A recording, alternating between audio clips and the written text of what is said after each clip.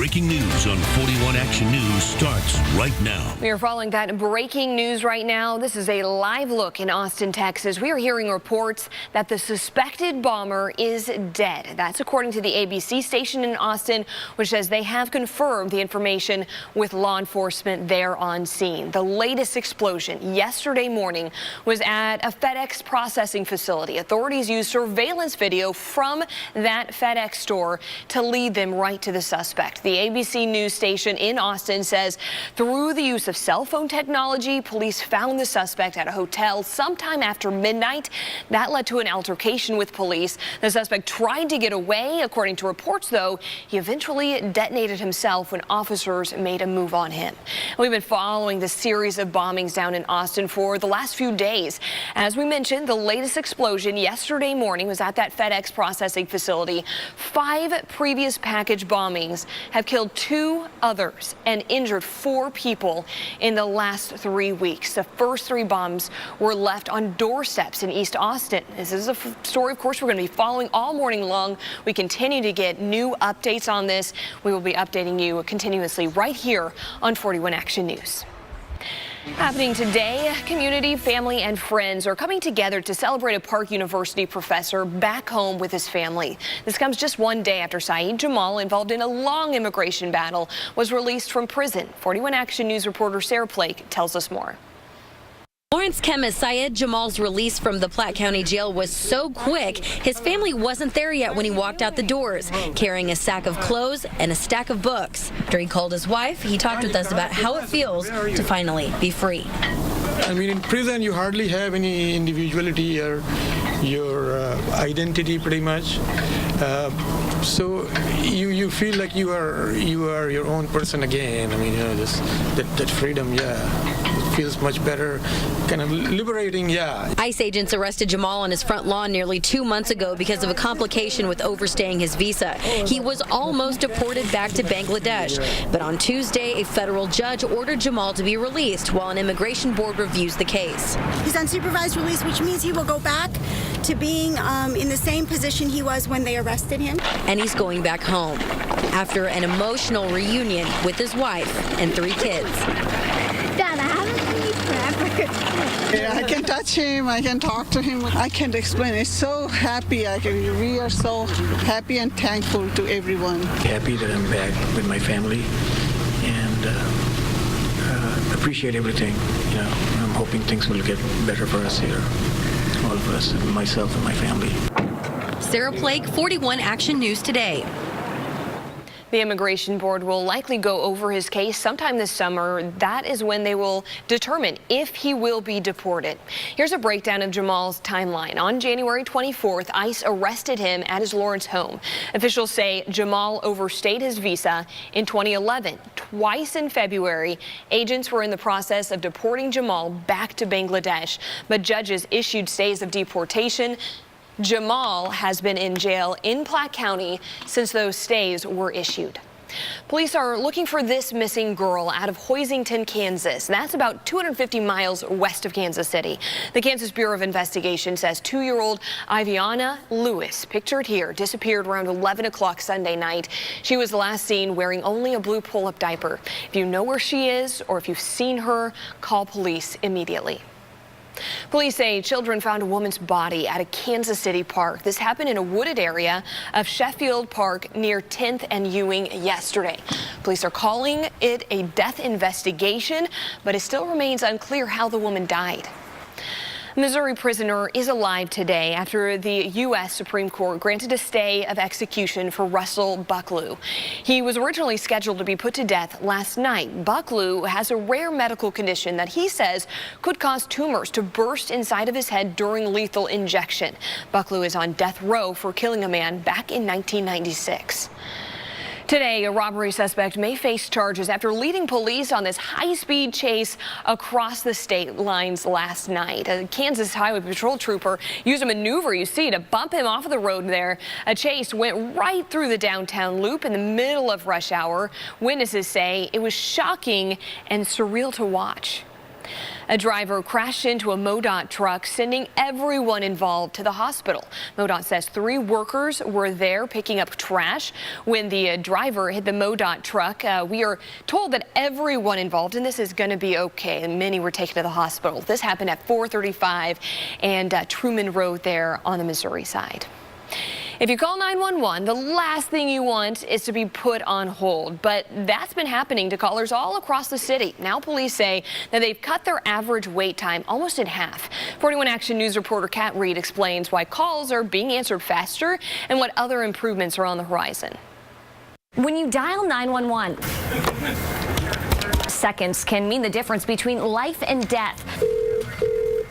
But last fall, we learned the average wait time was 30 seconds. Chief Rick Smith called that unacceptable. Now people have to wait an average of 17 seconds for someone to pick up the phone. He hit his head really hard on the ground. It was really, really awful. It's been nearly a year since beloved Clint's Comics owner Jim Kavanaugh died while confronting a shoplifter at his Midtown store. Kansas City police later revealed one person who called 911 was left on the line for 6 minutes. In the months since, decreasing wait times has become a priority for the department. Frankly, I think we're just paying more attention to it. We're concentrating our efforts much more in that area than maybe we have in the past. At a police board of commissioners meeting Tuesday, Deputy Chief Roger Lewis said wait times in February dropped to an average of 17 seconds. That number has slowly declined since September's average of 30. The department credits filling some of its empty call taker and dispatcher positions. Not a big increase, but we are trending in the right direction. KCPD still has 5 open positions in the unit, and they'll soon add more. We believe we found a really good compromise. Brad Lemon with the Fraternal Order of Police has been talking to city council members about the budget. Initially, the city funded 8 of the 21 dispatchers police requested. Now, they'll add 7 more halfway through the year to ease the burden on the unit. We don't have the resources, the availability to give the men and women that do that job a break to unplug, walk away from the console, cry if they need to. Their next call may be a burglary. The police budget is updated, which can allow for 9 more police officers. That would give the department 24 of the 30 requested. The budget goes before City Council tomorrow. It is now 4:35 this Wednesday morning. Let's check in with meteorologist Nicole Phillips. Yesterday, we had a cold first day of spring. What are you tracking for us today? Well, actually, today our temperatures will be nearing average. The only cold that we're going to feel is this morning. Live look outside right now. We've got a little bit of cloud cover overhead, but those clouds are eventually going to decrease as we head towards the afternoon. 34 degrees right now. Winds out of the north-northwest, about 7 miles per hour. Sun coming up this morning at 7:21.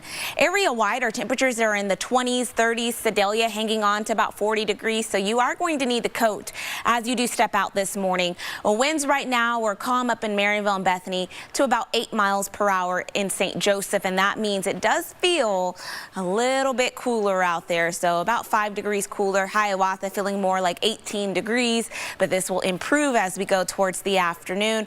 Temperatures right around 48 degrees by 1 p.m. High today, 55 degrees. Seeing sunny skies this evening. Chance of rain as we go towards this weekend. All details coming up. Jade. Thanks, Nicole. Just one day after police say a 17-year-old boy shot up a high school in Maryland, investigators continue to search for the motive. Officials say the gunman, Austin Rollins, died after a gunfight with a campus security officer. The sheriff says Rollins and a female victim had a relationship prior to the shooting.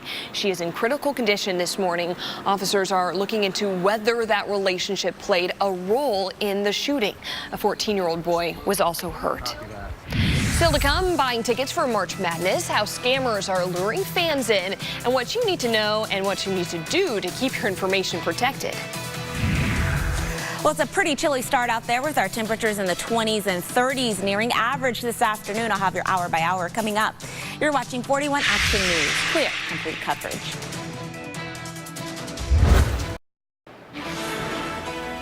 The boys in blue are almost back. They're finishing up the last few days of spring training. Here's a look at their game as they beat the San Francisco Giants 10-1 yesterday. Today they're going to play the Cleveland Indians. Opening day is just 8 days away. They play the White Sox at 3:15. And it's the battle of the Wildcats. The K-State Wildcats will take on the Kentucky Wildcats in their Sweet 16 matchup. K-State left Manhattan, Kansas yesterday around 4 o'clock after taking home the W against UMBC. Great game there.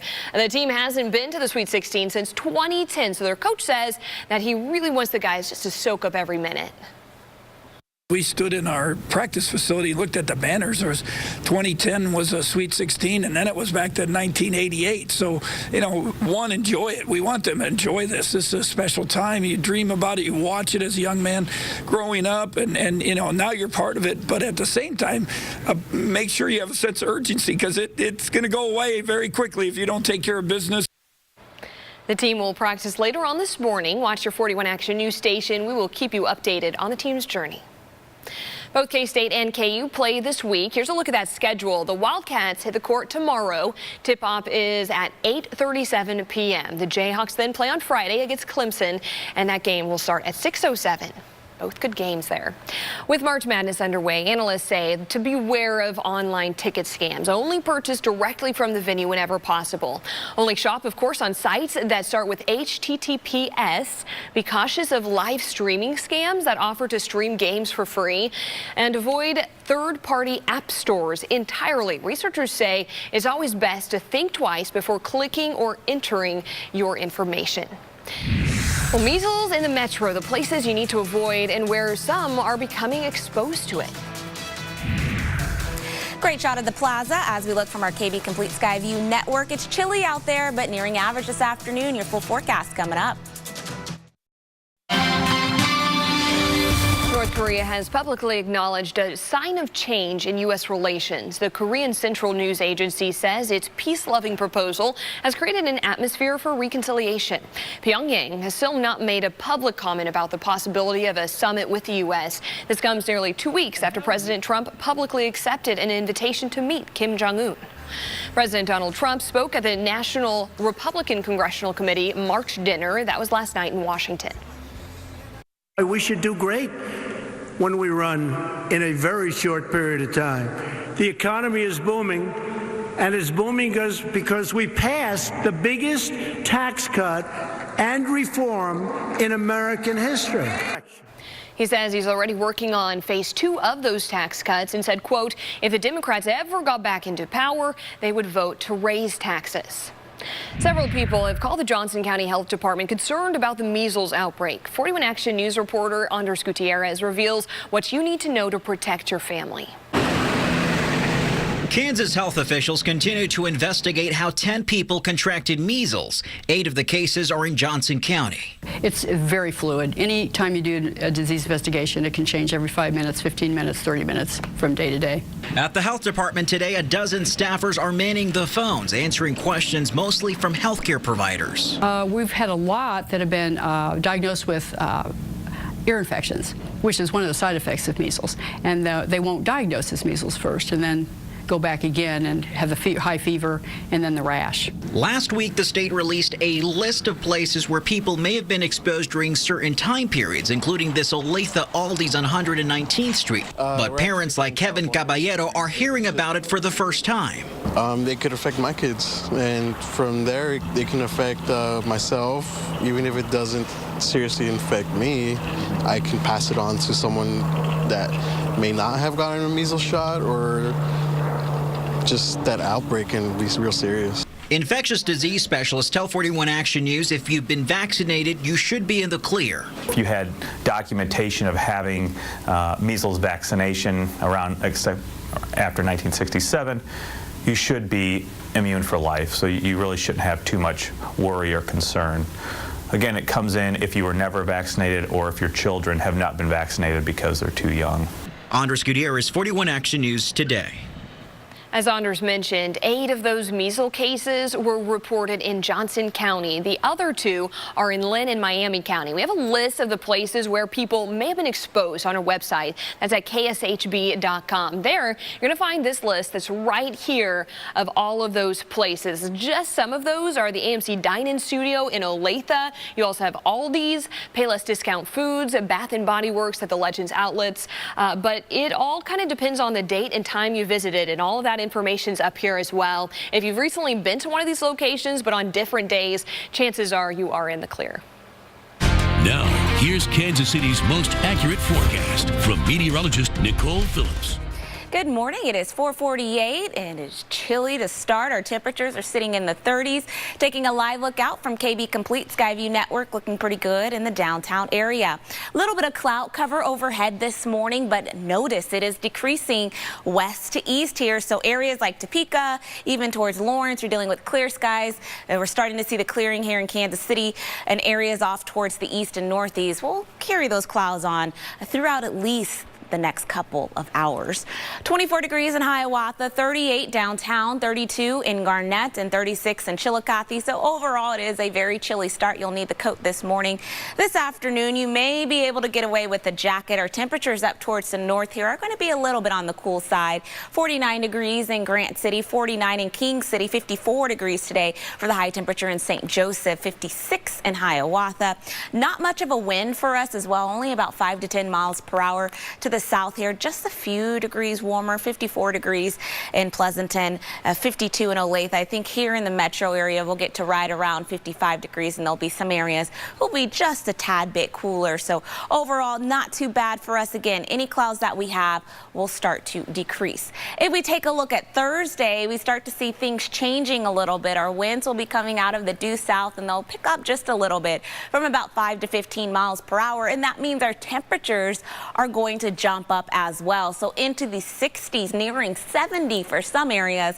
69 degrees in Pleasanton, 65 in Richmond, 63 in Bethany. So tomorrow looking good, mixture of sun and clouds, staying dry. Our next chance for rain actually doesn't come until Friday. Speaking of rain, let's go ahead and talk about this. So on March 19th, that was Monday, we had a lot of rain coming in pretty much throughout the entire day. We picked up almost an inch of rain. Since March 1st, we've had just a little bit over an inch. We should have about 1.32 inches, so still a little bit below for the month. And if we look back from January 1st, still a little bit below for the first 3 months of the year. But good news is that we are going to catch up on that. No rain today, rain picking up on Friday, also on into Saturday morning. Let's go ahead and track that for you. Showers moving in as we go towards late Saturday or Friday afternoon into Friday evening. So if you've got some plans, you may need that umbrella. And then notice that we start to see even more rain pushing in as we go into Saturday morning. So this is stopping the clock here at 6 a.m. So what we're watching here is that rain going into Friday night into Saturday morning, and it could be heavy, especially as we head into Saturday morning.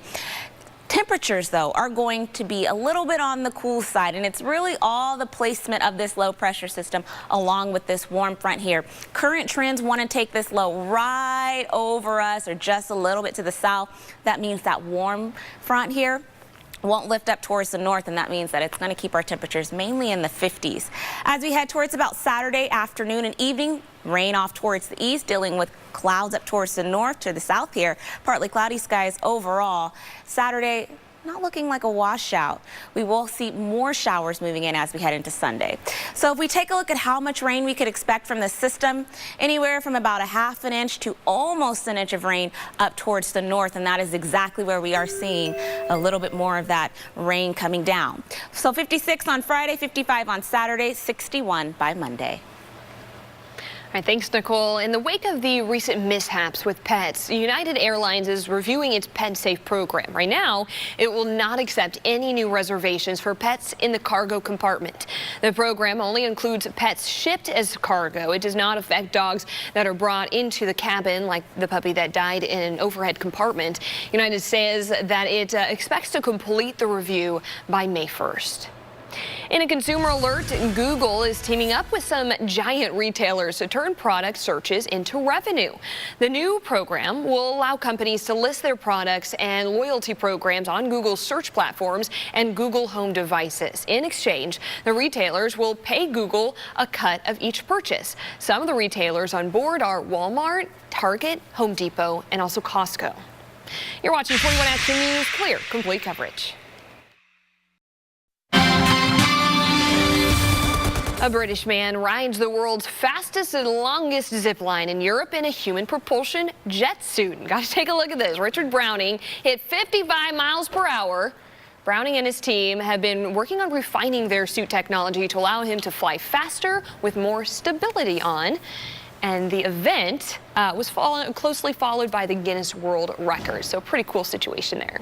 For a young boy, what could possibly be better than learning that you are getting a heart transplant that you desperately need? Getting the news from your favorite Star Wars character. Watch this. His doctor promised that he'd dress up like Chewbacca when a heart became available. So the doctor delivered on the news in full costume. And look at him dancing around.